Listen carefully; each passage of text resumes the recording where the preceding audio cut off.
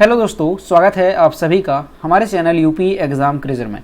दोस्तों, जैसा कि आप सभी लोग जानते हैं कि सुबह 5:30 बजे मैं Uttar Pradesh daily current affair का वीडियो लेकर आता हूं और उस महीने के अंत में उस पूरे महीने का रिवीजन वीडियो भी लेकर आता हूं। तो आज का जो हमारा वीडियो है ये अगस्त 2022 मंथ का रिवीजन वीडियो है।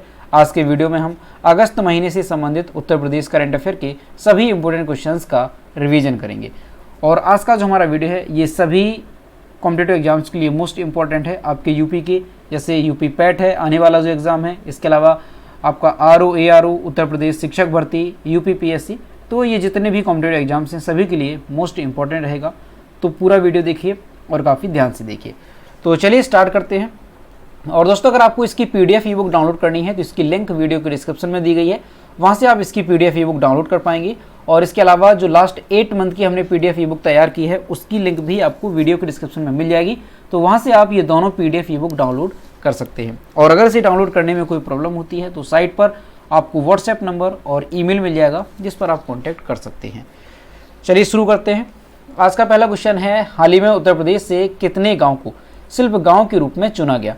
तो इसका जो करेक्ट आंसर है वो है ऑप्शन नंबर ए, 2 गाँव को। कौन से गाँव हैं? तो ध्यान रखेंगे आप, नैनी और दूसरा है ताजगंज। ध्यान रखेंगे ये 2 गांव उत्तर प्रदेश से हैं जिन्हें शिल्प गांव के रूप में चुना गया है। और वैसे देश भर की अगर हम बात करें तो देश भर से कुल 8 गांवों को चुना गया है। ध्यान रखेंगे शिल्प गांव के रूप में। उनमें से अगर देखा जाए कि किस राज्य से कौन सा गांव है तो आप लोग याद रखेंगे महाबलीपुरम है जो कि तमिलनाडु का है, आमेर राजस्थान का है, रघुराजपुर ये ओडिशा का है, तिरुपति आंध्र प्रदेश का है और वड़ाज ये गुजरात का है और अनेगुंडी ये कर्नाटक का है। तो बाकी के 6 नाम ये आपने देखे और 2 नाम ये हमारे यूपी से हैं जो कि शिल्प गांव के रूप में चुने गए हैं। अगला क्वेश्चन है, हिंदी के महान उपन्यासकार और कहानीकार मुंशी प्रेमचंद का जन्म कहाँ पर हुआ था? तो इनका जो जन्म है वो हुआ था वाराणसी में। ऑप्शन नंबर सी इसका करेक्ट होगा। और दोस्तों, वाराणसी में एक गाँव है, कौन सा? लमही नामक गाँव। ध्यान रखेंगे आप, लमही नामक गाँव है, वहाँ पर इनका जन्म हुआ था। कब हुआ था? तो याद रखेंगे 31 जुलाई 1880 को इनका जन्म हुआ था। कहाँ पे? वाराणसी में, लमही नामक गांव में। इनकी मृत्यु भी ध्यान रखेंगे आप, ये यहाँ पर जन्म है और यहाँ पर जो है आप याद रखेंगे मृत्यु। तो इनकी जो मृत्यु है वो कब हुई थी? तो 8 अक्टूबर 1936 को जो है वाराणसी में इनकी मृत्यु हुई थी। तो ये चीज़ ध्यान रखेंगे आप, मुंशी प्रेमचंद से संबंधित। अगला क्वेश्चन है, हाल ही में उत्तर प्रदेश हिंदी संस्थान के वर्ष 2021 का सर्वोच्च पुरस्कार भारत भारती किसे दिए जाने की घोषणा की गई? इसका जो करेक्ट आंसर है वो है option number B, doctor Ramanath Tripathi को। और दोस्तों, ये जो पुरस्कार है भारत भारती सम्मान, इसके तहत विजेता को 8 लाख रुपए जो है दिए जाते हैं। तो वो बात भी आप यहाँ पर ध्यान रखेंगे। उत्तर प्रदेश हिंदी संस्थान का ये सर्वोच्च पुरस्कार है भारत भारती सम्मान। अगला है, यूपी ग्लोबल इन्वेस्टर समिट 2023 के लिए कौन सा देश पहला भागीदार देश बन गया है? इसका जो करेक्ट आंसर है वो है ऑप्शन नंबर बी, सिंगापुर। और दोस्तों याद रखेंगे कि जो यूपी ग्लोबल इन्वेस्टर समिट है 2023 की, तो ये जो है हमारी यूपी में आयोजित की जा रही है और इसमें जो पहला भागीदार देश बना है वो बन गया है सिंगापुर। अगला है, उत्तर प्रदेश के किस जिले में स्थित करछना में नया पक्षी विहार स्थापित करने का प्रस्ताव तैयार किया गया? इसका जो करेक्ट आंसर है वो है ऑप्शन नंबर ए, प्रयागराज में। ध्यान रखेंगे, प्रयागराज में करछना एक जगह है, वहां पर नया पक्षी विहार स्थापित करने का प्रस्ताव तैयार किया गया है। तो याद रखेंगे प्रयागराज। अगला है, पूर्व अंतर्राष्ट्रीय खिलाड़ी डॉक्टर सैयद रफत जुबैर रिजवी को हाल ही में कुबडो martial art association of India के अध्यक्ष के रूप में नियुक्त किया गया। ये किस संघ के महासचिव हैं? तो इसका जो करेक्ट आंसर है वो है option number B, Lucknow Olympic संघ के। वर्तमान में ये लखनऊ ओलंपिक संघ के क्या हैं? महासचिव हैं और इन्हें जो है अभी कुबडो martial art association of India का अध्यक्ष बनाया गया। ठीक, तो याद रखेंगे नाम क्या है? डॉक्टर सैयद रफत जुबैर रिजवी। अगला क्वेश्चन है, प्रदेश के किस जिले में रानीपुर टाइगर रिजर्व बनाया जाएगा? तो जो रानीपुर टाइगर रिजर्व है ये बनाया जाएगा कहाँ पे? याद रखेंगे आप, चित्रकूट में। ऑप्शन नंबर 20 का करेक्ट होगा। और दोस्तों, ये प्रदेश का चौथा, याद रखेंगे प्रदेश का ये चौथा टाइगर रिजर्व होगा। ठीक, रानीपुर टाइगर रिजर्व। अगला है, उत्तर प्रदेश सरकार ने किस जिले में डिजिटल कुंभ म्यूजियम बनाने का निर्णय लिया? तो इसका जो करेक्ट आंसर है वो है ऑप्शन नंबर डी, प्रयागराज में। प्रयागराज में बनेगा डिजिटल कुंभ म्यूजियम। अब दोस्तों ये क्या होगा? तो ये जो डिजिटल कुंभ म्यूजियम बनाया जाएगा, जो कुंभ संग्रहालय बनाया जाएगा, तो ये दिव्य एवं भव्य कुंभ की महान परंपरा का साक्षात्कार कराएगा। जो कुंभ है उसके यहाँ पर जो है सारी जो आपको परंपराएं हैं उससे अवगत कराया जाएगा। ये जो कुंभ म्यूजियम है 15 एकड़ से ज़्यादा के क्षेत्रफल में बनाया जाएगा। अगर हम लागत की बात करें तो 300 करोड़ रुपए की इसमें लागत आएगी। और दोस्तों इसका जो आकार है वो समुद्र मंथन के आकार का कराया जाएगा, यानी इसका जो मुख्य भवन है वो मथनी के तौर पर इस्तेमाल हुए मंदराचल पर्वत जैसा दिखाई देगा। अत्याधुनिक सुविधाओं के साथ तैयार हो रहा यह संग्रहालय दुबई के म्यूजियम ऑफ फ्यूचर को टक्कर देगा। दोस्तों आपको पता होगा जो दुबई का म्यूजियम ऑफ फ्यूचर है ये दुनिया की सबसे खूबसूरत इमारत मानी जाती है, और ये जो हमारे प्रदेश में बनेगा कुंभ संग्रहालय ये जो है उसी तर्ज पे बनाया जाएगा, और ये भी काफ़ी खूबसूरत बनाया जाएगा। और कहा जा रहा है कि दुबई के म्यूजियम ऑफ फ्यूचर को ये जो है टक्कर देगा। अगला क्वेश्चन है, हाल ही में ऑयल इंडिया के चेयरमैन के रूप में किसे नियुक्त किया गया? इसका जो करेक्ट आंसर है वो है ऑप्शन नंबर करेक्ट हो जाएगा बी, रंजीत रथ को। और दोस्तों ध्यान रखेंगे जो ऑयल इंडिया लिमिटेड है OIL, इसका जो हेडक्वार्टर है वो कहाँ पर है? तो ये हमारे प्रदेश के नोएडा में स्थित है। तो ध्यान रखेंगे कि ऑयल इंडिया लिमिटेड के चेयरमैन के रूप में किसे नियुक्त किया गया? तो रंजीत रथ को। यहाँ आप इनकी इमेज देख सकते हैं। अगला क्वेश्चन है, उत्तर प्रदेश की एक जिला एक उत्पाद योजना अपनाने वाला निम्नलिखित में से कौन सा राज्य होगा? इसका जो करेक्ट आंसर है वो है option number C, Arunachal Pradesh. तो हमारे प्रदेश की जो एक योजना है ODOP, one district one product, ये जो है काफ़ी सफल हुई, और इसी को देखते हुए जो अरुणाचल प्रदेश है उसने भी इस तरह की योजना जो है अपने प्रदेश में लागू करने की बात कही है। तो याद रखेंगे आप कि उत्तर प्रदेश की ODOP योजना को जो है किस राज्य ने अपनाया है? तो ये अरुणाचल प्रदेश ने। अगला है, उत्तर प्रदेश में हर महीने किस दिन ब्लॉक दिवस आयोजित किया जाएगा? इसका जो करेक्ट आंसर है वो है ऑप्शन नंबर ए, महीने का पहला और तीसरा बुधवार को क्या मनाया जाएगा? ब्लॉक दिवस के रूप में आयोजित किया जाएगा। दोस्तों इसकी जो शुरुआत है वो उप मुख्यमंत्री केशव प्रसाद मौर्य ने शुरू की है कि जो महीने का पहला और तीसरा बुधवार है उसे ब्लॉक दिवस के रूप में आयोजित किया जाएगा। और यहाँ पर क्या होगा? तो जो आम लोग हैं, तो सारे जो ब्लॉक के लोग हैं उनकी समस्याएं सुनी जाएंगी इस ब्लॉक दिवस के अवसर पर, और उन्हें जो है जल्द से जल्द उनका निराकरण किया जाएगा। अगला क्वेश्चन है, हाल ही में प्रियंका गोस्वामी ने राष्ट्रमंडल खेल 2022 में रजत पदक जीता, वह उत्तर प्रदेश के किस जिले से हैं? इसका जो करेक्ट आंसर है वो है ऑप्शन नंबर डी, यहाँ पर करेक्ट हो जाएगा मुजफ्फरनगर से। और यहाँ आप इनकी इमेज देख सकते हैं। दोस्तों हमारे यूपी की मुजफ्फरनगर की एक खिलाड़ी हैं प्रियंका गोस्वामी। इन्होंने जो है अभी 10,000 मीटर पैदल चाल प्रतियोगिता में सिल्वर मेडल जीता, यानी कि रजत पदक जीता। और किस प्रतियोगिता में? तो ध्यान रखेंगे आप, जो बर्मिंघम में आयोजित हुए थे राष्ट्रमंडल खेल यानी कि कॉमनवेल्थ गेम्स, उसमें इन्होंने रजत पदक जीता। और ये ट्रैक एंड फील्ड में भारत का तीसरा पदक था। उन्होंने अपनी रेस 43 मिनट 38 सेकेंड में पूरी की। और इनको जो है किसने हराया है, यानी गोल्ड मेडल किसने जीता था इस स्पर्धा में? तो ऑस्ट्रेलिया की जेमिमा थी जिन्होंने 42 मिनट 34 सेकेंड का समय लिया और गोल्ड मेडल जीता था। दोस्तों ये जो मुजफ्फरनगर की हैं प्रियंका गोस्वामी, इन्होंने पैदल चाल में पदक जीता और इस कॉमनवेल्थ गेम्स में यानी कि राष्ट्रमंडल खेल में पदक जीतने वाली ये पहली भारतीय महिला बन गई थी। तो इस वजह से इनका नाम जो है काफ़ी इंपॉर्टेंट है। अगर आपसे पूछा जाता है कि कॉमनवेल्थ गेम्स में पैदल चाल में पदक जीतने वाली पहली भारतीय महिला कौन सी है, तो नाम आपको याद रखना है प्रियंका गोस्वामी। अगला क्वेश्चन है, हाल ही में मेरठ की रूपल चौधरी ने वर्ल्ड एथलेटिक्स चैंपियनशिप अंडर 20 में कौन सा पदक जीता है? तो इसका जो करेक्ट आंसर है वो है ऑप्शन नंबर यहाँ पे करेक्ट हो जाएगा सी, कांस्य पदक। यहाँ पर आप इनकी इमेज देख सकते हैं। ये मेरठ की रहने वाली हैं रूपल चौधरी और इन्होंने वर्ल्ड एथलेटिक्स अंडर 20 में कांस्य पदक जीता है। दोस्तों 4 अगस्त 2022 को ये प्रतियोगिता आयोजित हुई थी और कहाँ पे आयोजित हुई थी? तो ध्यान रखेंगे कोलंबिया में ये आयोजित थी वर्ल्ड एथलेटिक्स अंडर 20 चैंपियनशिप। तो इसमें हमारे प्रदेश की मेरठ की जिले की रहने वाली हैं रूपल चौधरी। इन्होंने महिलाओं की 400 मीटर दौड़ में 51.85 सेकेंड का समय लिया और कांस्य पदक जीता। ठीक, ध्यान रखेंगे अगर पूछा जाए कि किस स्पर्धा में, तो 400 मीटर की दौड़ में।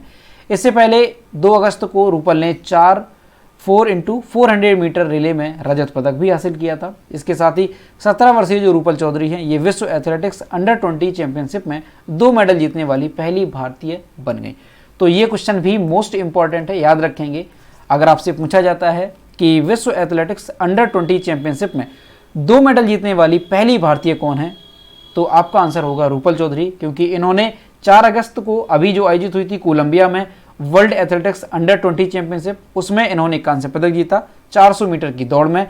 और इससे पहले इन्होंने जो है 4x400 मीटर की दौड़ में जो है कौन सा पदक जीता था, तो उसमें इन्होंने रजत पदक जीता था। तो इन्होंने 2 मेडल जीते और ऐसा करने वाली ये पहली भारतीय बन गई हैं।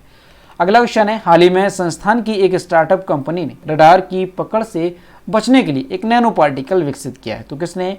तो याद रखेंगे आप, ऑप्शन नंबर इसका करेक्ट हो जाएगा ए, IIT कानपुर ने। दोस्तों जो IIT कानपुर है, यहाँ पर एक ऐसा नैनो पार्टिकल विकसित किया गया है कि अगर उसकी लेयर, उसकी जो परत है किसी उपकरण पर चढ़ाई जाती है तो वो जो उपकरण है वो रडार की पकड़ में नहीं आएगा। अब ये जो आविष्कार किया गया है हमारे IIT कानपुर में, तो इसका लाभ भारतीय सेना को मिलेगा, क्योंकि भारतीय सेना में जो उपकरण हैं उन पर इस तरह की लेयर चढ़ाई जाएगी और उनका प्रयोग जो है गुप्त मिशन होते हैं उनको पूरा करने में किया जाएगा, क्योंकि जो दूसरे कंट्री हैं तो वो जो है इस नैनो पार्टिकल की परत से चढ़ने के बाद जो भी फाइटर जेट्स होंगे तो वो जो है रडार की पकड़ में नहीं आएंगे और जो हमारे मिशन होंगे वो बखूबी जो है सफल होंगे। तो ध्यान रखेंगे आप, ऐसा नैनो पार्टिकल जो है किसने विकसित किया है कि वो रडार की पकड़ में नहीं आता है, तो IIT कानपुर ने। अगला क्वेश्चन है, कौन सी राज्य सरकार मेधावी छात्रवृत्ति योजना शुरू करने जा रही है? इसका जो करेक्ट आंसर है वो है option number B, Uttar Pradesh. और दोस्तों ये जो मेधावी छात्रवृत्ति योजना है ये किन के लिए शुरू की जा रही है? तो याद रखेंगे आप, SC शेड्यूल कास्ट यानी कि अनुसूचित जाति के छात्रों के लिए ये योजना शुरू की जा रही है और इसके तहत उन्हें निःशुल्क शिक्षा उपलब्ध कराई जाएगी। अगला क्वेश्चन है, उत्तर प्रदेश के मेरठ की अन्नू रानी ने कॉमनवेल्थ गेम्स 2022 में कौन सा पदक जीता? इसका जो करेक्ट आंसर है वो है ऑप्शन नंबर बी, कांस्य पदक जीता है। और यहाँ पर आप इनकी इमेज देख सकते हैं। दोस्तों 7 अगस्त 2022 को कॉमनवेल्थ गेम्स 2022 में मेरठ के बहादुरपुर गांव की महिला हैं, भाला फेंक खिलाड़ी हैं अन्नू रानी। इन्होंने महिलाओं की जेवलिन थ्रो में कांस्य पदक जीता। अन्नू ने अपने तीसरे प्रयास में 60 मीटर दूर भाला फेंका और तीसरा स्थान हासिल किया। और वहीं अगर हम बात करें कि इस स्पर्धा में गोल्ड मेडल किसने जीता, तो वर्ल्ड चैंपियन ऑस्ट्रेलिया की कैल्से ली बार्बर, जिन्होंने कितना, यहाँ पर 43 गलत है, उन्होंने जो है तो यहाँ पर होगा 64, उन्होंने 64 मीटर थ्रो किया और इसके साथ उन्होंने गोल्ड मेडल जीता। जेवलिन क्वीन के नाम से मशहूर अन्नू रानी कांस्य पदक जीतकर कॉमनवेल्थ गेम्स की जेवलिन इवेंट में यह उपलब्धि हासिल करने वाली देश की पहली महिला भाला फेंक खिलाड़ी बन गई हैं। तो इनके नाम पर भी ये रिकॉर्ड बना। तो याद रखेंगे, ये क्वेश्चन भी आपके लिए इंपॉर्टेंट हो जाएगा कि अगर पूछा जाता है कि कॉमनवेल्थ गेम्स में जेवलिन इवेंट में यानी कि भाला फेंक की स्पर्धा में देश की पहली महिला कौन सी हैं जिन्होंने मेडल जीता, तो ये जीता है अन्नू रानी ने। और ये पहली भारतीय महिला बन गई हैं जिन्होंने जेवलिन थ्रो में मेडल जीता। ठीक, तो याद रखेंगे, नाम इनका काफ़ी इंपॉर्टेंट है, अन्नू रानी। और ये कहाँ की रहने वाली है, तो हमारे उत्तर प्रदेश के मेरठ की ये रहने वाली हैं। अगला क्वेश्चन है, हाल ही में कॉमनवेल्थ गेम्स 2022 में दिव्या काकरान ने कांस्य पदक जीता, वह उत्तर प्रदेश के किस जिले से संबंधित है? इसका जो करेक्ट आंसर है वो है ऑप्शन नंबर सी, मुजफ्फरनगर से। यहाँ पर आप इनकी इमेज देख सकते हैं, ये हैं दिव्या काकरान। दोस्तों जो दिव्या काकरान हैं, इन्होंने रेसलिंग में कॉमनवेल्थ गेम्स 2022 में ब्रॉन्ज मेडल जीता। इससे पहले भी 2018 में आयोजित कॉमनवेल्थ गेम्स में दिव्या काकरान ने कांस्य पदक जीता था। और जो दिव्या काकरान है ये हमारे उत्तर प्रदेश के मुजफ्फरनगर के पूर्वालियान गांव की रहने वाली हैं। ठीक, तो याद रखेंगे आप, दिव्या काकरान ने कौन सा मेडल जीता कॉमनवेल्थ गेम्स 2022 में, तो ब्रॉन्ज मेडल जीता है। और किस स्पर्धा में, तो रेसलिंग में। अगला है, हाल ही में जारी जल शक्ति मंत्रालय की रिपोर्ट के अनुसार पानी के सैंपल की जांच में उत्तर प्रदेश देश में किस स्थान पर रहा? इसका जो करेक्ट आंसर है वो है ऑप्शन नंबर ए, पहले स्थान पर रहा। और दोस्तों पानी के सैंपल की जांच में दूसरे स्थान पर कौन सा राज्य रहा, तो वो भी ध्यान रखेंगे आप, सेकंड नंबर पर रहा है छत्तीसगढ़। ठीक, ध्यान रखेंगे, छत्तीसगढ़ जो है ये दूसरे नंबर पर रहा और हमारा प्रदेश जो है ये पहले नंबर पर रहा पानी के सैंपल की जांच में। अगला है, राज्य के किस जिले की नेहा विश्वकर्मा ने देश का सबसे छोटा प्रोट्रेड चित्र तैयार किया? इसका जो करेक्ट आंसर है वो है ऑप्शन नंबर सी, वाराणसी की। दोस्तों यहाँ पर आप इमेज देख सकते हैं, ये जो चित्र है ये बनाया गया है, भारत का सबसे छोटा ये प्रोट्रेड चित्र है। और ये किसने बनाया है, तो आप यहाँ पर देख सकते हैं, ये नेहा विश्वकर्मा है जो कि कहाँ की हैं, वाराणसी की, जिन्होंने ये चित्र बनाया। यहाँ पर आप देख सकते हैं ये चित्र है। अब दोस्तों ये चित्र है देश का सबसे छोटा प्रोट्रेड चित्र। तो इसकी अगर हम बात करें कि कितनी इसका जो है साइज है, तो ये जो चित्र है ये केवल और केवल 1.3 सेंटीमीटर लंबा है, और वहीं अगर चौड़ाई की बात करें तो केवल 1 सेंटीमीटर ये चौड़ा है। तो इतना छोटा चित्र जो है इनके द्वारा बनाया गया है। और दोस्तों ये किसी कलर या किसी पेन या पेंसिल की सहायता से नहीं बनाया गया है, ये मेहंदी की कोन से बनाया गया है। ठीक, तो याद रखेंगे आप, ये चित्र जो है किसने बनाया है, तो ये बनाया है नेहा विश्वकर्मा ने, जो कि वाराणसी की रहने वाली हैं। और दोस्तों इनके इन्हीं चित्र के चलते इनका जो नाम है वो इंडिया बुक ऑफ रिकॉर्ड में दर्ज कर लिया गया है। अगला क्वेश्चन है, हाल ही में उत्तर प्रदेश के मुख्यमंत्री योगी आदित्यनाथ ने कौन सा रेडियो चैनल लॉन्च किया? इसका जो करेक्ट आंसर है वो है ऑप्शन नंबर बी, रेडियो जयघोष के नाम से। याद रखेंगे रेडियो जयघोष ये रेडियो चैनल है जो कि सीएम योगी आदित्यनाथ ने लॉन्च किया। अगला क्वेश्चन है, उत्तर प्रदेश का मनरेगा श्रमिक परिवारों को 100 दिन काम देने में देश में कौन सा स्थान है? तो 100 दिन काम देने के मामले में उत्तर प्रदेश का जो है पहला स्थान है, ऑप्शन नंबर ए इसका करेक्ट होगा। और दोस्तों उत्तर प्रदेश में कितने परिवार के लोगों को जो है 100 दिन से अधिक का काम दिया गया है मनरेगा के तहत? तो आप याद रखेंगे 34,502 परिवारों को जो है काम दिया गया है 100 दिन से अधिक। वहीं अगर हम बात करें कि सेकंड नंबर पर कौन सा राज्य आता है, तो वो नाम भी ध्यान रखेंगे, आंध्र प्रदेश ये सेकंड नंबर पर है, जहां पर 19,908 परिवारों को जो है 100 दिन से अधिक काम दिया गया है। ठीक, तो याद रखेंगे आप, पहले नंबर पर कौन सा है, हमारा प्रदेश उत्तर प्रदेश। अगला है, केंद्रीय गृह मंत्री पदक 2022 के लिए चुने गए 151 पुलिसकर्मियों की सूची में उत्तर प्रदेश के कितने पुलिसकर्मी शामिल हैं? इसका जो करेक्ट आंसर है वो है ऑप्शन नंबर सी, 10 पुलिसकर्मी शामिल हैं यूपी से। दोस्तों 10 पुलिसकर्मी यूपी से शामिल हैं किस पुरस्कार में? तो याद रखेंगे आप, केंद्रीय गृह मंत्री पदक 2022 के लिए देश भर से 151 पुलिसकर्मियों की सूची तैयार की गई, उसमें हमारे यूपी के 10 पुलिसकर्मी शामिल हैं। अब अगर हम बात करें कि किस राज्य से कितने पुलिसकर्मी शामिल हैं, तो यहाँ पर आप देखेंगे सीबीआई के 15 इसमें शामिल हैं, एनआईए के 5 हैं, महाराष्ट्र पुलिस के 11, मध्य प्रदेश और उत्तर प्रदेश पुलिस से 10-10, केरल, राजस्थान, पश्चिम बंगाल से 8-8 पुलिसकर्मी शामिल हैं, और शेष जो है ये अन्य राज्यों के हैं। तो ये प्रमुख हैं, तो आप इन्हें ध्यान रखेंगे। और हमारे यूपी से कितने हैं, तो वो नाम ध्यान रखेंगे आप, 10 पुलिसकर्मी हमारे यूपी से संबंधित हैं। दोस्तों ये जो पुरस्कार है ये क्यों दिया जाता है, तो अपराध की जांच में उच्च पेशेवर मानकों को बढ़ावा देने और जांच अधिकारियों द्वारा जांच में इस तरह की उत्कृष्टता को मान्यता देने के उद्देश्य से जो केंद्रीय गृह मंत्रालय है उसके द्वारा 2018 में इस पदक की स्थापना की गई, और तब से ये जो पुरस्कार है वो दिया जा रहा है। तो याद रखेंगे आप कि जो केंद्रीय गृह मंत्री पदक 2022 है उसमें हमारे यूपी से कितने पुलिसकर्मी चुने गए, तो ध्यान रखेंगे 10 पुलिसकर्मी। अगला है, कॉमनवेल्थ गेम्स में स्वर्ण पदक विजेताओं को उत्तर प्रदेश सरकार कितने रुपए से सम्मानित करेगी? इसका जो करेक्ट आंसर है वो है ऑप्शन नंबर सी, 1 करोड़ रुपए। जो उत्तर प्रदेश सरकार है वो गोल्ड मेडलिस्ट को 1 करोड़ रुपए देगी। और दोस्तों वहीं अगर हम बात करें कि रजत पदक विजेता को, तो याद रखेंगे आप, रजत पदक विजेता को दिए जाएंगे 75 लाख रुपए। वहीं जो कांस्य पदक विजेता है उसको दिए जाएंगे कितने, 50 लाख रुपए। तो याद रखेंगे ये कि जो कॉमनवेल्थ गेम्स अभी आयोजित हुए थे तो उसमें जो यूपी से गोल्ड मेडल जीतने वाले खिलाड़ी हैं उनको 1 करोड़ रुपए, रजत पदक जीतने वालों को 75 लाख और कांस्य पदक जीतने वालों को 50 लाख। अगला क्वेश्चन है, यूपी का पहला टेबल टॉप एयरपोर्ट कहां पर बनकर तैयार हुआ?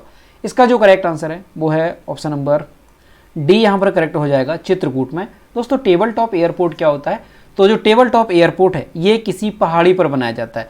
जो ऊंची पहाड़ी होती है, जो उसका सबसे ऊंचा बिंदु होता है वहां से स्टार्ट होता है और नीचे की ओर ही आता है इस तरीके से। तो जो पहाड़ ऊंचा होगा तो इसके आसपास जो है खाई होती है, यानी टेबल टॉप एयरपोर्ट के आसपास जो है दोनों साइड खाई होती है और बीच में ये एयरपोर्ट बनाया जाता है। तो हमारे प्रदेश में अभी तक ऐसा कोई एयरपोर्ट नहीं था, लेकिन अभी जो है चित्रकूट में ये बना है टेबल टॉप एयरपोर्ट। तो नाम ध्यान रखेंगे, यूपी का पहला टेबल टॉप एयरपोर्ट चित्रकूट में बनकर के तैयार हुआ। अगला क्वेश्चन है, गन्ने की उत्पादकता बढ़ाने के लिए उत्तर प्रदेश सरकार ने कौन सी योजना शुरू की है? तो पंचामृत योजना शुरू की है गन्ने की उत्पादकता को बढ़ाने के लिए। अगला क्वेश्चन है, हाल ही में किस राज्य सरकार ने ओडीओपी शोरूम विभिन्न देशों के दूतावासों में भी खोलने की बात कही है? इसका जो करेक्ट आंसर है वो है option number B, Uttar Pradesh सरकार ने। दोस्तों हमारे प्रदेश की जो योजना है ओडीओपी, तो उसके तहत जो उत्पाद हैं, हर जिले से एक उत्पाद चुना जाता है, तो उन्हीं उत्पादों के जो शोरूम हैं वो दूसरे देशों में भी खोले जाएंगे और उससे क्या होगा, तो हमारा जो प्रदेश है यहाँ के जो उत्पाद हैं उनको अंतर्राष्ट्रीय पहचान मिलेगी। यही इसका उद्देश्य है। तो याद रखेंगे आप, विभिन्न देशों के दूतावासों में जो शोरूम खोलने की बात कही है वो किसने की है, तो हमारे उत्तर प्रदेश सरकार ने। अगला क्वेश्चन है, हाल ही में किस राज्य कैबिनेट ने इको पर्यटन विकास बोर्ड के गठन को मंजूरी दे दी है?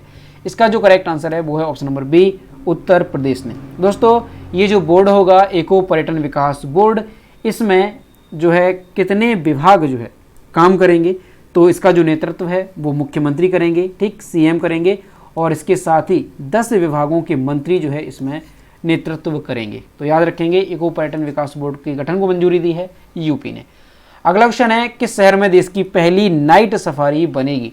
इसका जो करेक्ट आंसर है वो है ऑप्शन नंबर ए, लखनऊ में। दोस्तों ये क्वेश्चन आपका मोस्ट इंपॉर्टेंट है क्योंकि देश की पहली नाइट सफारी जो है ये लखनऊ में बनेगी, तो ध्यान रखेंगे आप। और दोस्तों ये जो नाइट सफारी है वो सिंगापुर की तर्ज पर बनाई जाएगी, और जगह की बात करें तो लगभग 350 एकड़ में ये नाइट सफारी बनाई जाएगी। अगला क्वेश्चन है, उत्तर प्रदेश के कितने जिलों में मिनी सेंटर ऑफ एक्सीलेंस विकसित किए जाएंगे? इसका जो करेक्ट आंसर है वो है ऑप्शन नंबर डी, 75, यानी कि हर जिले से एक मिनी सेंटर ऑफ एक्सीलेंस विकसित किया जाएगा। दोस्तों हर जिले में एक मिनी सेंटर ऑफ एक्सीलेंस विकसित होगा। कन्नौज के centre of excellence for vegetable की तर्ज पर ये बनाए जाएंगे, और मनरेगा से इसका कार्य कराया जाएगा ताकि उनको भी रोजगार मिले। कन्नौज जिले के उमरदा में स्थित है एक centre of excellence for vegetable, तो उसी की तर्ज पर जो है प्रदेश के सभी जनपदों में 2-2 मिनी सेंटर खोले जाएंगे। 150 मिनी सेंटर खोलने के प्रस्ताव के सापेक्ष 136 डीपीआर तैयार हो गई है, और वर्ष 2014 में इंडो इजराइल प्रोजेक्ट के तहत उत्तर प्रदेश में 2 सेंटर ऑफ एक्सीलेंस खोलने के प्रस्ताव को मंजूरी दी गई थी। यानी हमारे यूपी में अभी तक 2 ही ऐसे मिनी सेंटर ऑफ एक्सीलेंस थे, लेकिन अभी प्रदेश में जो है हर एक जिले में ये मिनी सेंटर ऑफ एक्सीलेंस स्थापित किए जाएंगे। और दोस्तों कन्नौज में जो है centre of excellence for vegetable उसी की तर्ज पर ये बनाए जाएंगे, तो याद रखेंगे हर एक जिले में। अगला क्वेश्चन है, हाल ही में किस राज्य सरकार द्वारा जेल मैनुअल 1941 के स्थान पर जेल मैनुअल 2022 लागू करने की घोषणा की गई है? इसका जो करेक्ट आंसर है वो है option number A, Uttar Pradesh में। दोस्तों हमारे प्रदेश में जो है जेल मैनुअल जो 1941 था उसमें एक बड़ा बदलाव किया गया, और जेल मैनुअल 2022 जो है लागू किया गया। अब इसके तहत जो बड़ी बातें हैं कि क्या इसमें अंतर किया गया है, तो दोस्तों क्या है कि 1941 के तहत क्या प्रावधान था कि काले पानी की सज़ा का प्रावधान था, लेकिन 2022 में इसे ख़त्म कर दिया गया, और अब यूपी में जो है जेलों में काला पानी की सज़ा ख़त्म कर दी गई है। नए मैनुअल में और भी कई सारी बदलाव किए गए हैं, जैसे दंगारोधी उपकरणों के साथ साथ कैदियों के लिए बेहतर रखरखाव, भोजन और स्वास्थ्य सुविधाओं के साथ साथ बच्चों को अंदर रहने की अनुमति, इसके साथ साथ सशस्त्र बल सुनिश्चित करेगा। वहीं जेल में निरुद्ध महिला बंदी के साथ 6 साल की उम्र तक बच्चा जेल में रह सकता है। तो ये सारे बदलाव किए गए हैं उत्तर प्रदेश में जेल मैनुअल 1941 में। तो याद रखेंगे जो मेन पॉइंट है वो है काले पानी की सजा को खत्म करना। अगला क्वेश्चन है, हाल ही में सीएम योगी आदित्यनाथ ने किस नदी पर निर्मित कमरिया घाट पुल का लोकार्पण किया? इसका जो करेक्ट आंसर है वो है ऑप्शन नंबर सी, घाघरा नदी पर। अब दोस्तों ये चर्चा में क्यों है, तो इसलिए क्योंकि जो कमरिया घाट पुल है इसको लेकर के बहुत सारे, यानी कि पिछले समय में बहुत सारे यहाँ पर जो है प्रदर्शन किए गए थे, और इन्हीं प्रदर्शनों में जो आज हमारे प्रदेश के सीएम हैं योगी आदित्यनाथ उन्होंने भी जो है इन प्रदर्शनों में भाग लिया था। तो याद रखेंगे आप, घाघरा नदी पर स्थित है कमरिया घाट पुल, इसको जो है लोकार्पण किया है किसने? सीएम योगी आदित्यनाथ ने। अगला क्वेश्चन है, उत्तर प्रदेश के किस जिले में जमीन की खुदाई के दौरान 1000 साल पुरानी भगवान सूर्य की नयनाभिराम प्रतिभा मिली है? तो इसका जो करेक्ट आंसर है वो है ऑप्शन नंबर डी, हमीरपुर में ये प्रतिमा पाई गई है। ऑप्शन नंबर डी इसका करेक्ट हो जाएगा।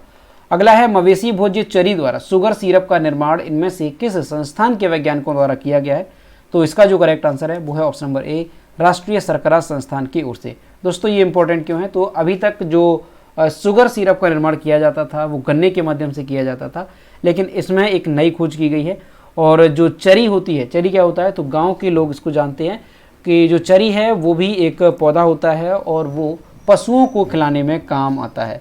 पशुओं के लिए होता है चरी, तो वो क्या है कि वो मीठा होता है, उसका जो स्वाद है कुछ मीठा होता है। तो अभी जो है राष्ट्रीय शर्करा संस्थान ने ऐसी खोज की है, और इस चरी के द्वारा ही जो है अब शुगर सिरप का निर्माण किया जाएगा। अगला क्वेश्चन है, स्किन कैंसर की रोकथाम के लिए उत्तर प्रदेश के किस विश्वविद्यालय द्वारा शैवाल युक्त लोशन तैयार किया जा रहा है? इसका जो करेक्ट आंसर है वो है ऑप्शन नंबर बी, इलाहाबाद विश्वविद्यालय के द्वारा। तो याद रखेंगे स्किन कैंसर की रोकथाम के लिए किस विश्वविद्यालय द्वारा लोशन तैयार किया जा रहा है? तो इलाहाबाद विश्वविद्यालय की ओर से। अगला है AIB की अंतर्राष्ट्रीय सूची में भारत से उत्तर प्रदेश की किस लेखिका का चयन किया गया। इसका जो करेक्ट आंसर है वो है ऑप्शन नंबर सी, राशि बदालिया का। और यहाँ पर आप इनकी इमेज देख सकते हैं। AIB का मतलब क्या है, तो फुल फॉर्म ध्यान रखेंगे, एसोसिएशन फॉर इंटरनेशनल ब्रॉडकास्टिंग। अगला क्वेश्चन है, हाल ही में उत्तर प्रदेश सरकार ने पारिवारिक पेंशन की अधिकतम राशि में कितने गुना वृद्धि की है, तो 7.5 गुना वृद्धि की है। ऑप्शन नंबर सी इसका करेक्ट होगा। दोस्तों, जो प्रदेश में नई पारिवारिक पेंशन स्कीम है 1965, इसके तहत पारिवारिक पेंशन के लाभों में 7.5 गुना की वृद्धि की गई है। इसके बारे में अपर मुख्य सचिव वित्त प्रशांत त्रिवेदी ने शासनादेश जारी कर दिया है। दरअसल दोस्तों क्या था कि सरकारी सेवारत माता पिता में अगर दोनों की मौत हो जाती है तो संतान को 2 पारिवारिक पेंशन दिए जाने का प्रावधान है। अभी तक क्या था कि जो दोनों पारिवारिक पेंशन है उनका योग 15,000 रुपये से प्रति माह अधिक नहीं हो सकता था, लेकिन अब इसको बढ़ा दिया गया है और 1,12,500 रुपये जो है प्रति माह इसको कर दिया गया है। तो याद रखेंगे आप कि जो पारिवारिक पेंशन स्कीम 1965 थी उसमें बदलाव किया गया और इसकी जो अधिकतम है राशि वो कर दी गई है 1,12,500 रुपये प्रति माह। अगला क्वेश्चन है, दिल्ली NCR की तर्ज पर यूपी में लखनऊ SCR बनेगा। इसके अंतर्गत लखनऊ के किन पड़ोसी जिलों को विकसित किया जाएगा, तो इसका जो करेक्ट आंसर है वो है ऑप्शन नंबर डी, उपरोक्त सभी। यानी दोस्तों जो दिल्ली का NCR है, नेशनल कैपिटल रीजन, उसी की तर्ज पर जो है यूपी में भी अब SCR यानी कि स्टेट कैपिटल रीजन बनेगा। और जो लखनऊ है इसके आसपास के जो ज़िले हैं उनको जो है इसमें शामिल किया जाएगा। तो कौन कौन से ज़िले हैं, कानपुर हो गया, उन्नाव हो गया, बाराबंकी हो गया। इसके अलावा भी और ज़िले हैं, कौन कौन से, तो जैसे कानपुर देहात हो गया, ठीक, ये चीज़ ध्यान रखेंगे, कानपुर नगर है, कानपुर देहात है। इसके साथ ही और भी ज़िले हैं जैसे सीतापुर हो गया और इसके अलावा रायबरेली है, बाराबंकी है। तो कुल मिलाकर अगर हम बात करें कि जो लखनऊ SCR बनेगा, स्टेट कैपिटल रीजन, इसमें यूपी के 7 ज़िले जो है शामिल करने की बात कही जा रही है कि 7 ज़िलों को मिलाकर के जो है SCR विकसित किया जाएगा। तो याद रखेंगे आप, NCR की तर्ज पर बनेगा यूपी में SCR। अगला क्वेश्चन है, हाल ही में किस देश के संग्रहालय ने कानपुर की कलाकृति सहित कुल 7 कलाकृतियों को भारत को लौटाने के लिए समझौता किया। इसका जो करेक्ट आंसर है वो है ऑप्शन नंबर सी, स्कॉटलैंड ने। दोस्तों भारत की 7 कलाकृतियां थी जो कि स्कॉटलैंड में हैं और वो अब भारत वापस लाई जा रही हैं और इनमें हमारी कानपुर की भी एक कलाकृति शामिल थी। तो क्या थी, तो 11वीं सदी की, कानपुर की 11वीं सदी की नक्काशीदार पत्थर की चौखट शामिल थी। तो उसे जो है अब भारत वापस लाया जा रहा है। अगला क्वेश्चन है, कौन सा राज्य देश की पहली शिक्षा टाउनशिप विकसित करने जा रहा है। इसका जो करेक्ट आंसर है वो है option number A, Uttar Pradesh. Most important question रहेगा, तो याद रखेंगे यूपी जो है देश की पहली शिक्षा टाउनशिप विकसित करेगा। दोस्तों शिक्षा टाउनशिप का मतलब क्या है, तो दरअसल क्या है कि अब ये जो शिक्षा टाउनशिप विकसित की जाएगी तो यहाँ पर छात्रों को शुरुआत से लेकर के आपको हर एक तरह की एजुकेशन यहाँ पर अवेलेबल रहेगी। यानी आप जो है अगर कोई टीचिंग से संबंधित कोई डिप्लोमा या डिग्री करना चाहते हैं वो भी कर सकेंगे। आप अगर इंजीनियरिंग के संबंधित बीटेक, इसके अलावा MBA, MCA और इसके अलावा आप जो है नीट, चिकित्सा से संबंधित जो भी डिग्री या डिप्लोमा करना चाहेंगे वो यहीं पर आपको अवेलेबल रहेगा। यानी शिक्षा टाउनशिप विकसित की जाएगी और यहाँ पर हर एक तरह की डिग्री जो है आपको यहाँ पर और हर एक तरह की जो शैक्षिक योग्यता है वो यहाँ पर आपको दी जाएगी। तो याद रखेंगे यूपी जो है इस तरह की देश की पहली शिक्षा टाउनशिप विकसित करेगा। अगला क्वेश्चन है, हाल ही में किसे मुख्यमंत्री योगी आदित्यनाथ का शिक्षा सलाहकार नियुक्त किया गया। तो इसका जो करेक्ट आंसर है वो है option number B, Dhirendra Pal Singh को। तो ध्यान रखेंगे शिक्षा सलाहकार CM योगी आदित्यनाथ का धीरेन्द्र पाल सिंह को। अगला है, हाल ही में PTM के MD और CEO के रूप में किसे नियुक्त करने का फैसला किया गया। इसका जो करेक्ट आंसर है वो है option number B, Vijay Shekhar Sharma को। और दोस्तों जो विजय शेखर शर्मा है ये कब तक बने रहेंगे, तो साल 2027 तक जो है ये अब इस पद पर बने रहेंगे। और दोस्तों अगर हम बात करें इसकी, जो विजय शेखर शर्मा है ये कौन है, तो ये PTM के फाउंडर हैं और इन्हें जो है कंपनी ने MD और CEO के रूप में नियुक्त कर दिया है। ठीक, कब से कब तक इनका कार्यकाल रहेगा, तो 19 दिसंबर 2022 से 18 दिसंबर 2027 तक इनका कार्यकाल रहेगा। और दोस्तों जो PTM है इसका मुख्यालय हमारे उत्तर प्रदेश के नोएडा में स्थित है। तो ये बात आप अच्छे से याद रखेंगे। अगला है, इंटरनेशनल काउंसिल ऑफ एयरपोर्ट्स की सर्वे के अनुसार देश का कौन सा एयरपोर्ट यात्री सुविधा में शीर्ष पर रहा। इसका जो करेक्ट आंसर है वो है option number A, Varanasi airport. तो वाराणसी का कौन सा एयरपोर्ट है, तो लाल बहादुर शास्त्री अंतर्राष्ट्रीय एयरपोर्ट। ये जो है देश का सबसे अच्छा एयरपोर्ट रहा यात्री सुविधा के मामले में। किसके अनुसार? तो इंटरनेशनल काउंसिल ऑफ एयरपोर्ट्स के सर्वे के अनुसार। ठीक, याद रखेंगे, लाल बहादुर शास्त्री अंतर्राष्ट्रीय एयरपोर्ट जो कि कहाँ पे है? वाराणसी में ये स्थित है। अगला है, और दोस्तों अगर अभी तक वीडियो को लाइक नहीं किया तो सभी लोग जो है वीडियो को लाइक करें और इसे अपने दोस्तों के साथ शेयर भी किया करें ताकि और भी जो है लोग इस तरह की वीडियोस देख सकें। तो अगला है, उत्तर प्रदेश के किस जिले में जन्मे झारखंड के पूर्व राज्यपाल सैयद सिबती रजी का निधन हो गया? इसका जो करेक्ट आंसर है वो है ऑप्शन नंबर ए, रायबरेली के। यहाँ पर आप इनकी इमेज देख सकते हैं। दोस्तों झारखंड के ये पूर्व राज्यपाल थे सैयद सिबती रजी, इनका हाल ही में निधन हो गया है और इन्होंने झारखंड के राज्यपाल के रूप में कब कार्य किया था? तो साल 2004 से लेकर के 2009 तक ये झारखंड के राज्यपाल रहे। ये कांग्रेस से जुड़े रहे और 3 बार राज्यसभा के सदस्य रहे और बाद में इन्हें झारखंड और असम का राज्यपाल भी बनाया गया। सैयद सिबती रजी का जन्म उत्तर प्रदेश के रायबरेली में हुआ था 7 मार्च 1939 को और इन्होंने रायबरेली के हुसैनाबाद हायर सेकेंडरी स्कूल से 10वीं की पढ़ाई पूरी की और इसके बाद सिया कॉलेज में दाखिला लिया। तो याद रखेंगे, हमारे यूपी से संबंधित थे और ये झारखंड और असम के राज्यपाल रहे थे सैयद सिबती रजी। अगला है, और दोस्तों अगर आपको इसकी PDF ई बुक डाउनलोड करनी है तो इसकी हमने आपको बताया है कि इसकी लिंक आपको डिस्क्रिप्शन में दी गई है, वहाँ से आप इसकी PDF ई बुक डाउनलोड कर सकते हैं जहाँ पर सारे क्वेश्चंस को हमने विस्तार पूर्वक बताया है और उसके अलावा भी यूपी के जीके के जो मोस्ट इंपॉर्टेंट टॉपिक हैं उसको भी हमने उस PDF ई बुक में कवर किया है। क्वेश्चन है, हाल ही में किस राज्य सरकार ने गंगा सहित सभी नदियों की निगरानी ऑनलाइन करने का निर्णय लिया? तो ये निर्णय यूपी सरकार ने लिया है कि जो गंगा नदी है और इसके साथ ही जो भी और नदियां हैं उनकी निगरानी जो है अब ऑनलाइन तरीके से की जाएगी, कैमरे आदि लगाए जाएंगे और जो निगरानी है वो ऑनलाइन की जाएगी। अगला है, हाल ही में किस राज्य ने अवैध शराब नशीली दवाओं के व्यापार की जाँच के लिए एंटी नार्कोटिक्स टास्क फोर्स का गठन किया? इसका जो करेक्ट आंसर है वो है option number B, Uttar Pradesh सरकार ने। तो ध्यान रखेंगे, जो यूपी सरकार है उसने मादक पदार्थों की तस्करी की जांच के लिए एंटी नार्कोटिक्स टास्क फोर्स का गठन किया है। अगला है, हाल ही में उत्तर प्रदेश सरकार ने किन फलों पर प्रोजेक्ट परमिट को समाप्त करने की घोषणा की? इसका जो करेक्ट आंसर है वो है ऑप्शन नंबर सी, आंवला और चिरौंजी पर। दरअसल दोस्तों क्या है कि ये जो फल हैं ये दोनों वन उपज में आते हैं और किसानों को इनकी बिक्री के लिए वन विभाग के अविवाहन शुल्क जमा करनी पड़ती थी और इसके लिए उन्हें परमिट बनवाना पड़ता था। लेकिन अब सरकार ने क्या किया कि जो आंवला है और जो चिरौंजी है इस पर अविवाहन शुल्क माफ़ कर दी है और इसके चलते जो अब किसान हैं उन्हें किसी भी तरह की परमिट को बनवाने की भी आवश्यकता नहीं होगी और वो बिना रोक टोक आंवला और चिरौंजी को आसानी से बेरोक टोक बाजार में बेच सकेंगे। तो ध्यान रखेंगे, आंवला और चिरौंजी पर अविवाहन शुल्क माफ़ कर दिया गया। अगला है, साहित्य अकादमी ने हिंदी में क्षमा शर्मा को बाल साहित्य पुरस्कार 2022 देने की घोषणा की है। उनका संबंध उत्तर प्रदेश के किस जिले से है? इसका जो करेक्ट आंसर है वो है ऑप्शन नंबर सी, आगरा से इनका संबंध है। ऑप्शन नंबर सी इसका करेक्ट हो जाएगा।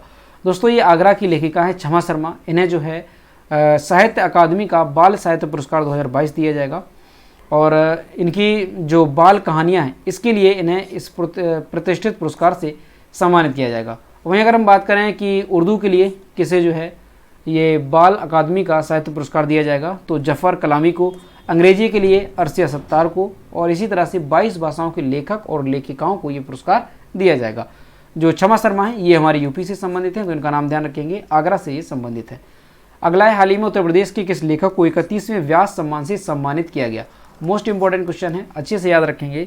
इसका जो करेक्ट आंसर है वो है ऑप्शन नंबर ए, असगर वजाहत को। इन्हें दिया गया है 31वां व्यास सम्मान और दोस्तों किस लिए दिया गया है तो ध्यान रखेंगे, इनका नाटक है महाबली, इसके लिए इन्हें ये पुरस्कार दिया गया है। दोस्तों ये हमारे यूपी से संबंधित हैं। ध्यान रखेंगे आप कि यूपी में इनका जन्म कहाँ पर हुआ था तो 5 जुलाई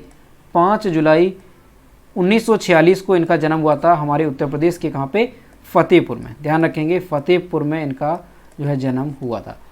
अगला क्वेश्चन है, भारत ने कितने साल बाद अंडर 18 एशियाई वॉलीबॉल पदक जीता? इसका जो करेक्ट आंसर है वो है ऑप्शन नंबर बी, 14 साल बाद। दोस्तों 14 साल बाद अंडर 18 एशियाई वॉलीबॉल में भारत ने पदक जीता। ईरान में खेली गई अंडर 18 एशियन चैंपियनशिप में भारत की टीम ने कांस्य पदक जीता है। टीम में मुजफ्फरनगर जिले के सिसोली कस्बे के आर्यन बालियान शामिल हैं, सहारनपुर के देवबंद के आदित्य राणा और बिजनौर के लवी चौधरी इसमें शामिल हैं। तो ये हमारे यूपी से संबंधित कुछ खिलाड़ी थे जिन्होंने शानदार प्रदर्शन किया। ईरान के तेहरान में ये आयोजित की गई थी 14वीं अंडर 18 एशियन वॉलीबॉल चैंपियनशिप, जिसमें भारतीय टीम ने दक्षिण कोरिया को 3-2 से हराकर की कांस्य पदक जीता है। ठीक, तो ध्यान रखेंगे हमारे यूपी के जो खिलाड़ी हैं इनका नाम। अगला क्वेश्चन है, हाल ही में उत्तर प्रदेश सरकार ने किस शहर को इत्र पर्यटन स्थल के रूप में विकसित करने का निर्णय लिया? तो ऑप्शन नंबर बी करेक्ट होगा, कन्नौज को। और दोस्तों जो कन्नौज है, यहाँ का जो ODOP है, वन डिस्ट्रिक्ट वन प्रोडक्ट, वो क्या है? तो वो इत्र है। अगला क्वेश्चन है, उत्तर प्रदेश के किस शहर में स्थित ट्विन टावर को 28 अगस्त 2022 को विस्फोट की मदद से गिराया गया? इसका जो करेक्ट आंसर है वो है ऑप्शन नंबर सी, नोएडा में ये स्थित था। दोस्तों यहाँ पर आप इसकी इमेज देख सकते हैं, ये जो दो बिल्डिंग्स आपको दिख रही हैं ये ट्विन टावर थी, इनको ध्वस्त कर दिया गया। और दोस्तों इसको क्यों गिराया गया, कारण क्या था इसके पीछे? तो इसका जो मेन कारण था वो ये था कि ये जो ट्विन टावर है ये अवैध जगह पर बनाया गया था और इनके बीच की जो दूरी है वो मिनिमम 20 मीटर होनी चाहिए थी, वो भी कम थी इसमें। और इसमें कितनी थी? तो 9 मीटर की दूरी रखी गई थी। तो इसी के चलते जो सुप्रीम कोर्ट है उसने आदेश दिया कि इन बिल्डिंग्स को गिरा दिया जाए। जो यहाँ की आसपास की बिल्डिंग्स हैं, इन जो यहाँ के लोग थे उन्होंने इसकी याचिका दाखिल की थी इलाहाबाद हाई कोर्ट में, और उसके बाद सुप्रीम कोर्ट में भी ये लोग गए और वहाँ पर ये फैसला सुनाया गया। अब दोस्तों ये जो बिल्डिंग्स है इनको गिराया गया है, तो बात याद रखेंगे इनको किसने गिराया है, किस कंपनी ने गिराया है? तो ध्यान रखेंगे आप, एक कंपनी थी जो सुपरटेक कंपनी है उसकी ये बिल्डिंग्स थी। ठीक है, ध्यान रखेंगे, सुपरटेक जो कंपनी थी उसकी ये बिल्डिंग्स थी। इनको गिराया किसने है? तो जेट कंपनी ने, जेट और एडिफिस, ध्यान रखेंगे, जेट और एडिफिस जो कंपनी है उनके द्वारा इसको गिराया गया और सुपरटेक कंपनी की ये बिल्डिंग्स थी। और दोस्तों इसको गिराने के लिए 3700 किलोग्राम बारूद का इस्तेमाल किया गया है। तो ध्यान रखेंगे हमारी नोएडा में स्थित थी और इनको जो है ध्वस्त कर दिया गया है। और दोस्तों एक यहाँ पर खास बात याद रखेंगे, इनको गिरने में कितना समय लगा? तो मात्र 9 सेकंड का इसको समय लगा है गिरने में। अगला क्वेश्चन है, उत्तर प्रदेश की किस नदी के किनारे सीवेज ट्रीटमेंट प्लांट बनाए जाएंगे? तो यमुना नदी के किनारे सीवेज ट्रीटमेंट प्लांट बनेंगे। अगला है, प्रथम UP central zone taekwondo championship में किस शहर ने सर्वाधिक 20 स्वर्ण पदक जीते और ओवरऑल चैंपियनशिप ट्रॉफी जीती? इसका जो करेक्ट आंसर है वो है ऑप्शन नंबर डी, लखनऊ की टीम ने। अगला है, उत्तर प्रदेश के किस शिक्षक का चयन राष्ट्रीय शिक्षक पुरस्कार 2022 के लिए किया गया? इसका जो करेक्ट आंसर है वो है option number B, Khurshid Ahmad का। और दोस्तों ये हमारे उत्तर प्रदेश से संबंधित हैं, ध्यान रखेंगे, काफ़ी इंपॉर्टेंट नाम है क्योंकि राष्ट्रीय शिक्षक पुरस्कार 2022 के लिए इनका चयन किया गया है। दोस्तों देश भर से 46 ऐसे शिक्षक चुने गए थे जिन्हें राष्ट्रीय शिक्षक पुरस्कार 2022 से सम्मानित किया गया और उन्हीं में से इनका भी नाम शामिल था। और दोस्तों ये उत्तर प्रदेश में देवरिया कंपोजिट, ध्यान रखेंगे, देवरिया कंपोजिट स्कूल में कार्यरत हैं वर्तमान में। अगला क्वेश्चन है, उत्तर प्रदेश के महान खिलाड़ी मेजर ध्यानचंद की जयंती के उपलक्ष्य में राष्ट्रीय खेल दिवस कब मनाया जाता है?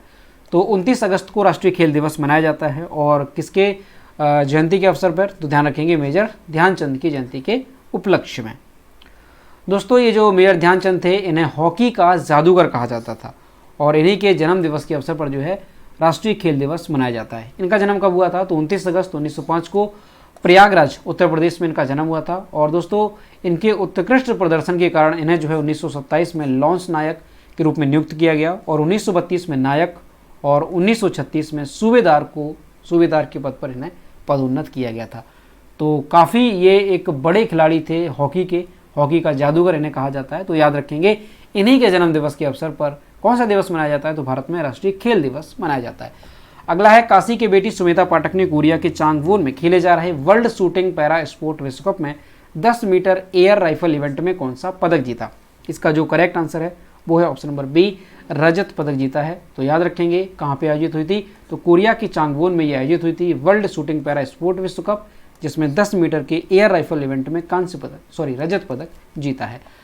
अगला है, उत्तर प्रदेश सरकार द्वारा अयोध्या में छठे दीपोत्सव में कितने दीप जलाए जाएंगे? तो 14,50,000 दीप जलाए जाएंगे और एक नया विश्व रिकॉर्ड बनाया जाएगा। ठीक, ध्यान रखेंगे आप, विश्व रिकॉर्ड बनेगा यूपी में छठे दीपोत्सव के अवसर पर और 14,50,000 दीप जलाए जाएंगे। तो दोस्तों ये थे उत्तर प्रदेश मंथ के यूपी करंट अफेयर्स के सभी इंपॉर्टेंट क्वेश्चंस जिसका हमने रिवीजन किया। अगर आपको इसकी PDF ई बुक डाउनलोड करनी है तो लिंक वीडियो के डिस्क्रिप्शन में दी गई है, वहाँ से इसे डाउनलोड कर पाएंगे। और दोस्तों वीडियो कैसा लगा? अगर वीडियो पसंद आया है तो इसे लाइक करें, अपने दोस्तों के साथ शेयर करें और अगर अभी तक हमारे चैनल पर नए हैं तो चैनल को सब्सक्राइब करना ना भूलें। साथ ही बेल आइकन को भी प्रेस करें ताकि टाइम टू टाइम नोटिफिकेशन आप तक पहुंचता रहे। और दोस्तों जो मैं डेली करंट अफेयर्स का वीडियो लेकर आता हूं सुबह 5:30 बजे, तो उसको भी जो है आप लोग रेगुलर ज़रूर देखा करें। तो मिलते हैं नेक्स्ट वीडियो में। Thank you.